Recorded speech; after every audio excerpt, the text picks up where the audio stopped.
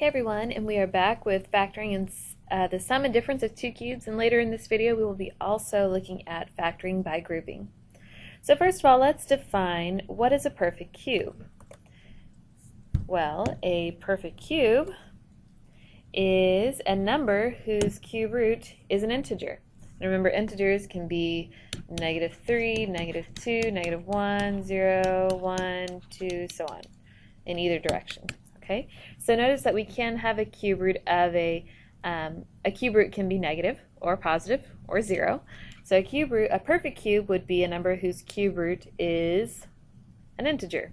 How many perfect cubes do you have memorized? Let's fill them in. Well, 1 cubed is easy. That's 1. 2 cubed at this point we know is 8. 3 cubed, 27. 4 cubed is 64.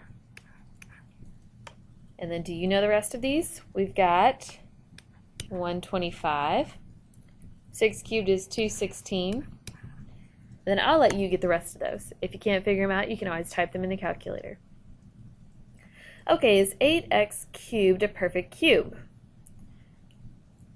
Well, if you look at each part, the 8 and the x cubed on its own, 8 is a perfect cube. And what is the cube root of 8? Well, if we look up here, 8, the cube root of that must be 2. And x cubed, the cube root of x cubed is just x. So the cube root of x cubed is 2x. In other words, if we raise this to the third power, we would get back 8x cubed. So because we were able to find the cube root, 8x cubed is a perfect cube. How about 64y to the 6th? As it turns out, this one is as well. So what to the third power, or cubed, is 64? Well, 4 cubed is 64. And then what to the third power gives you y to the 6th? Well, if you look at y squared, and if we're trying to get back to this answer, if we cube this whole thing, we should get back 64y to the 6th. 4 cubed is 64. And remember, y squared cubed, if you have an exponent raised to an exponent, you multiply those. And 2 times 3 is 6. So 4y squared is the cube root of 64y to the 6th. But what else have we looked at that 64y to the 6th could be classified as? Well, it's also a perfect square. The square root of 64 is 8. And the square root of y to the 6th is y cubed. So if you squared this, you'd end up with 64y to the 6th again. Okay, the sum and difference of two perfect cubes will always factor once the GCF, or the greatest common factor, if there is one, is factored out. For example, x cubed plus 8 is the same thing as, once it's been factored, x plus 2 times x squared minus 2x plus 4. And 8x cubed minus 27 can be factored as 2x minus 3 times 4x squared plus 6x plus 9. Well, how are we able to find these? So in this first example, we had a sum of two perfect cubes. Because x cubed and 8 are both perfect cubes, you can take the cube root of both of those. Same thing with 8x cubed and 27. Both of those are perfect cubes. You can take the cube root of both of them. If you look in your table on, in your book, at a table on page 431, you would see the following information. So if we have a sum of two cubes, a cubed plus b cubed, you won't see it probably written as a cubed and b cubed. You'll probably see numbers like we saw up here, an 8 instead of b cubed, but we do have an x cubed right there. When we factor this, we will have it in the form of a plus b times a squared minus ab plus b squared. And if it's a difference, we'll have a minus b and then a squared plus ab plus b squared. If you want to remember how to do this, look at the pattern we have here. Remember that we will always have 2 plus signs and 1 minus sign. So in our first term, we'll have our first binomial here. We'll have a binomial, then a trinomial. In the binomial, the sign will match what we started with. and then it will go minus plus. But if we have a difference to start out with, a difference sign will go first, and it'll be plus plus. So notice we have two plus signs and one minus sign in either example. So if the first sign will match what we started with, and we'll want to get the plus sign in there. Sorry, rewind. So our binomial will match the sign of what we started with, and the minus sign will want to get in there as soon as possible if it hasn't already been used. So we have plus minus plus, whereas if we've already used the minus sign, all that can be left are plus plus. Just follow the pattern is what I'm trying to say. Okay, so for the guided practice we have x cubed minus 125. So the first thing we want to look at are the cube roots of each part. And remember, we have said this a lot of times. The very first thing you always check for is a GCF. Here we do not have a GCF to take out, so we don't have to worry about that. But we'll look at the cube root. So the cube root of x cubed is x, and the cube root of 125 is 5. So that's what we're starting with. So this is a difference of two perfect cubes, so I'll have a binomial and a trinomial. I know that my sign will start out matching what I started with, so I'll have a minus and then plus plus. Okay, my first term of my binomial will be x, and my second one 5. So those are just the cube roots. For the trinomial, the first term is our first base squared, so we'll have x squared, and then the last term will be the second base squared, so 25. In the middle, we multiply them together, so we get 5x. And that's it. Let's look at another example. 4x to the fifth minus 32x squared. So the first thing we need to do is take out a GCF of 4, comes out of both the 4 and the 32, but an x squared comes out of both of these as well. So when we take out the GCF, we'll be left with x cubed minus 8. So we just divided out the 4x squared from each term. Okay. Now, we'll leave the 4x squared in the front, but this x cubed minus 8 is now a difference of two cubes. And the cube root of x cubed is x, and the cube root of 8 is 2. So I'll have a binomial and a trinomial. My sign was a minus, so I start out with a minus, and then I'll have plus plus. I square my first term, write it right here. Square the second one when I write it right here. Okay.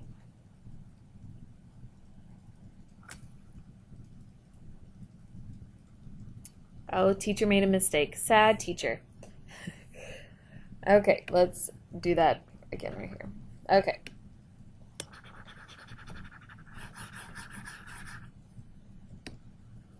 Guess I'm a little rusty. It's been a while since I've made a video. Okay, so let's try that again. Binomial, trinomial. The first sign matches, we have a minus, and then we have plus plus. All right, good. Now, I take the first term, write it here, and the second one, write it right here. So I have x minus 2. So that's the cube root of each part. Then I take the first term and square it. This is where we write the squared term. The second term squared goes last. So 2 squared went there, and then in the middle we multiply them together. That's better. Now we're back on track. And that is our factored expression. Let's look at one more. Hopefully I won't mess this one up. Okay, so again I have a difference of two perfect cubes. The cube root of 8 is 2. The cube root of y to the 6th is y squared. Okay, so I've got a binomial and a trinomial. My sign was a minus, so I put a minus, and then I have plus plus. Take the first term, write it right here. Second term, write it right there. Now, take the first term, square it, and put it first in the trinomial. So 2 squared is 4. The second term squared is y to the 4th. Multiply them together, and it goes in the middle. If it bothers you that these aren't in the right order, you could rearrange them, but I'm just going to leave it like that. Okay, so that's how we factor the sum or difference of two cubes. Let's look at factoring by grouping. Okay, factoring by grouping. So here are 6 examples that we're going to work through together. I think it's kind of fun. It's another way to factor, and it is by grouping. Big surprise, right? Okay, so factoring by grouping, what you want to do is start out by, we have these 4 terms here. We'll group them into pairs. So we've got this first pair, and then we've got the second pair. So looking at the first one, we're looking at its greatest common factor. We can take out an x squared from both of them. And then we'd be left with x plus 3. We'll take out those GCF. Okay? Now the next part, do the same thing. Take out the GCF, and if there is a negative, take it out as well. So I have a negative 4, and I mean if there is a negative in the middle term. So I took out the minus 4, I'm left with x plus 3. This is where you should stop and consider the 2 sets of parentheses should match. Okay. Now I look across and I take the GCF out of everything. So notice we have 2 terms here. We have x squared times x plus 3 and 4 times x plus 3. We're trying to factor out something from both of the terms. So we have x plus 3 can be taken out of each of them. And when I do that, when I take the x plus 3 out of the x squared times x plus 3, we're left with x squared. And then when I take out the x plus 3 of the second part, we're left with minus 4. Okay, so we are almost done except for this second thing. Remember, that's a difference of perfect squares. So we have x plus 3 in the front, and x squared minus 4 factors into x plus 2 and x minus 2. Now it has been completely factored. Let's look at another one. So we'll start out by doing the same thing. Group them together. GCF of the first part is, I can take out an x squared from both parts. And then when I'm taking that out, I'll be left with x minus 2. Now, again, that middle term, that middle sign is negative, so I want to take that out. And I can also take out a 9. So when I divide out the negative 9, I'm left with x minus 2. This is good. Both of my parentheses match. So looking across, I have x minus 2 in both parts. So when I take that out, when I take out the x minus 2 of the first part, I'm left with x squared. When I take out the x minus 2 from the second, I'm just left with the minus 9. Again, we have another difference of perfect squares. So the x minus 2 stays in the front. X squared minus 9 factors into x plus 3 times x minus 3. And the order of these factors does not matter because multiplication is commutative. So any of the order of the factors, as long as they're all there, you're okay. All right, number 3. So let's group them. GCF of the first part, we can take out an x squared. And we're left with 2x plus 1. Don't make that a 0. X squared divided by x squared is just 1. Here we have 8x plus 4. There's not a negative in the middle, so I'm going to have a plus, and I can take a 4 out of both of those, and I'm left with 2x plus 1. Now looking across, I'm looking for the GCF of each part, so I've got a 2x plus 1 times, I'm left with x squared and plus 4. This is not a difference of perfect squares. It's a sum, but that doesn't do anything. We can't factor that, so that is our final answer.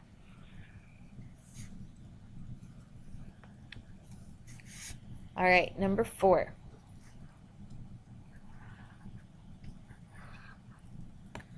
Group them. GCF. Greatest common factor here, we can take out a 3 we can also take out a y squared from each of them. So 3, we took out the 3, we took out 2 of the y's, we're left with 1. 21 divided by 3 is 7. Y squared divided by y squared, just 1. Okay, so close parentheses plus. We can take a 6 out of both of those, and we're left with y, and then 42 divided by 6 is 7. GCF across the whole thing is y plus 7. And then we are left with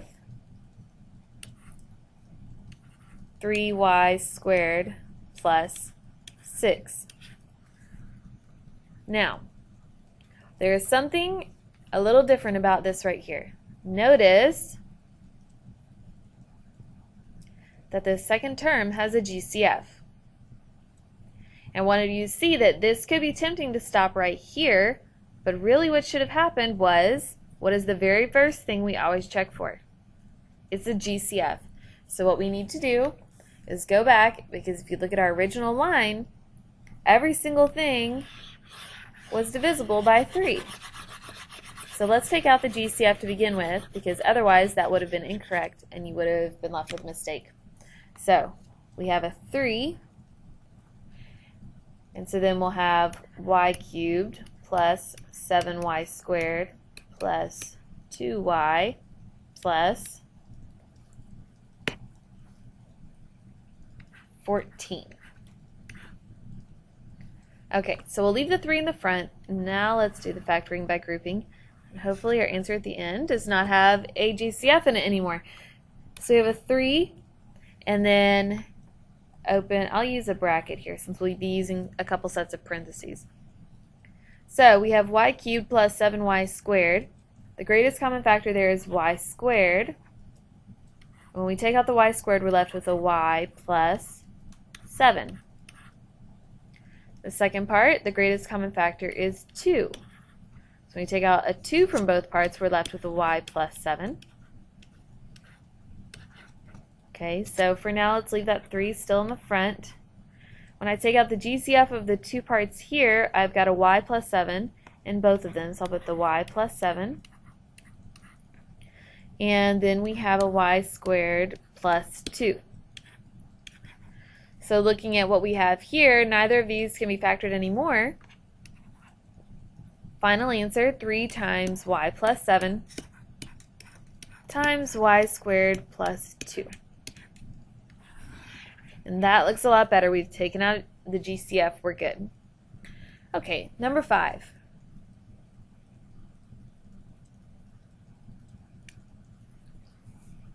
Okay, so we've talked about that GCF. Let's look at the GCF if we have one here. 2, 5, 8, and 20. Nope. So go ahead and start grouping. So 2x cubed minus 5x squared, the greatest common factor is only x squared. Then we're left with 2x and then minus 5. Next part, we have a minus sign in the middle. We need to take that out. And we also need to look at our GCF of 4. So when we take out the negative 4, negative 8 divided by negative 4 is 2. Then we have x. 20 divided by negative 4 is negative 5. Our parentheses match, so that means we have a greatest common factor of 2x minus 5.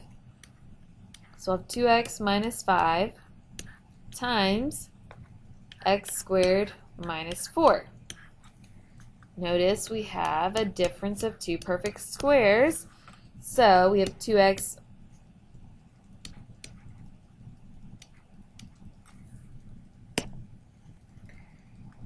minus 5 times x squared minus 4 factors into x plus 2 times x minus 2. And that is completely factored.